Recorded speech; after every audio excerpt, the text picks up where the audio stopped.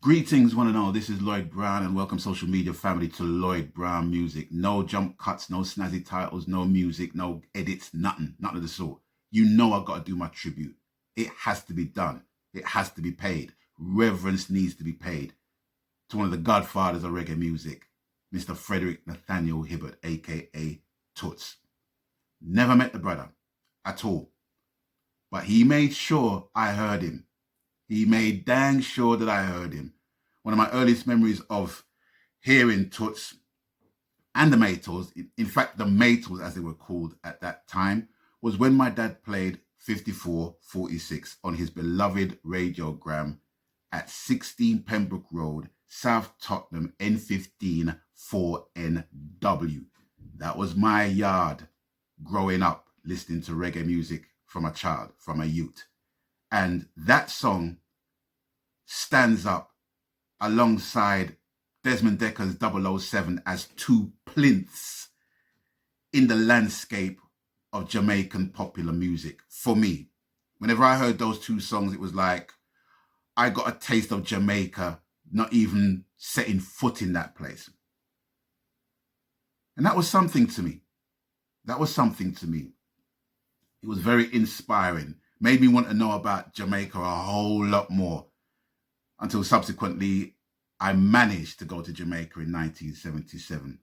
Now, the thing about Toots for me that I found very intriguing was that he stands alongside people like Burning Spear, Prince Lincoln, Gregory Isaacs, Jimmy Cliff, Dennis Brown as vocalists with an original vocal delivery. It's sad to say, but I'm going to say, people might not like me for saying this, but I'm going to say, right about now, it's like a lot of artists is trying to sound like other artists. You got lots of artists trying to sound like Dennis Brown. You got artists trying to sound like Sanchez. You got artists trying to sound like Barry Hammond. You got artists trying to sound like even Chronix right now. And he's just a recent phenomenon, but you've got some artists even trying to sound like Chronix right about now.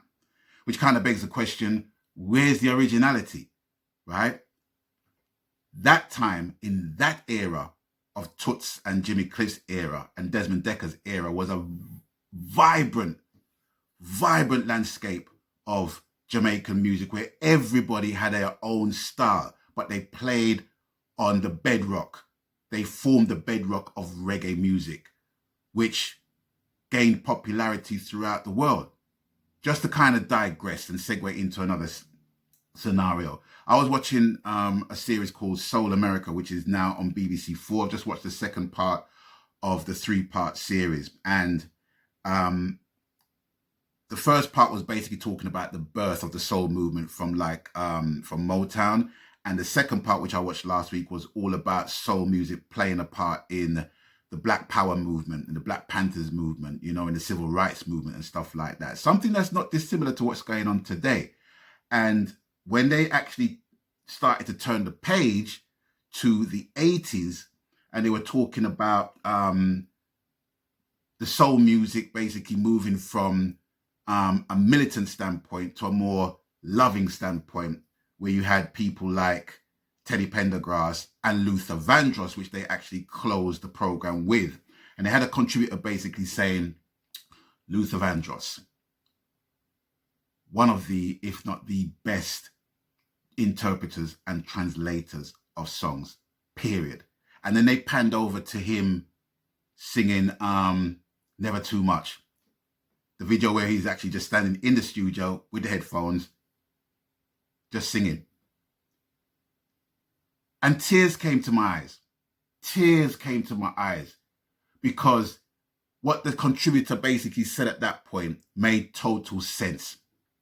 Not only could I hear what he was saying. Let me start again. Not only could I hear let me start again. Not only could I hear what Luther was saying, I could see what Luther was saying, and I could feel what Luther was saying just in that video. And it basically overloading my sensory appreciation of that song, of that artist. Just brought tears to my eyes, man. And as well as reggae music, in soul music, they had a wealth of artists with their own originality within them. Now, fast forwarding to the present day and the legacy that Toots has given us.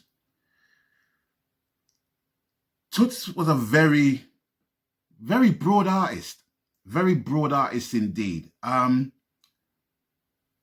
didn't consider Toots as a reggae artist per se, although he made a tune called Do the Reggae, and although he had hits on a reggae genre, in a reggae genre, I didn't see him as a reggae artist. I saw him as a funk blues artist that translated well onto reggae.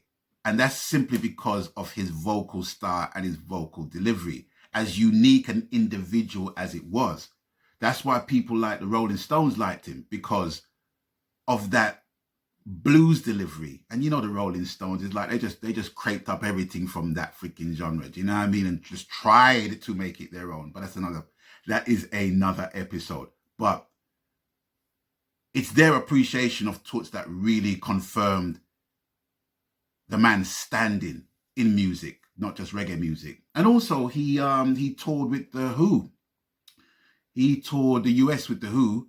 I think it was the mid 70s. So he was highly respected, hugely regarded, highly respected. And one of the songs that made me draw that conclusion to him being a blues stroke funk artist singing on reggae tunes was when he covered Olivia Newton-John's Country Roads. Country roads take me home to the place I belong, West Virginia. That tune there. It's just one of those tunes, it's like, brings tears to your eyes. Well, to me anyway, you know, that's how sensory it was to me, you know. And then fast forward into Give Me That Feeling, So Good. You know, he wasn't basically just bobbing along on reggae music, you know what I mean? He was taking the reggae music and putting it in all directions, you know what I mean? Feeding so many different fans of reggae music or fans of rock music and drawing them in to what was going on in reggae music by just delivering his music in the Toots way, you know? And that's what I loved and still love about Toots.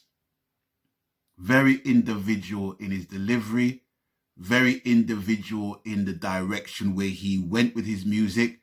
You know, he reminds me of Ziggy Marley. You know, although the Marley name is synonymous with reggae music, with roots music, with Rastafari, with the message, Ziggy just went his own way and done what he done and amassed a huge following to his music and to the music of his father and to the music that we hold so dear as Caribbean people. And Toots was just one of those people that was the vanguard of it all, without a shadow of a doubt. And all I can do right now is just pay my respects, send my deep sympathies to the Hibbert family, and just to say thank you. Thank you so much, Toots, for your legacy, what you brought to the table, how you shook the table. Thank you so much for that. That's all I have to say at this point. Zion awaits.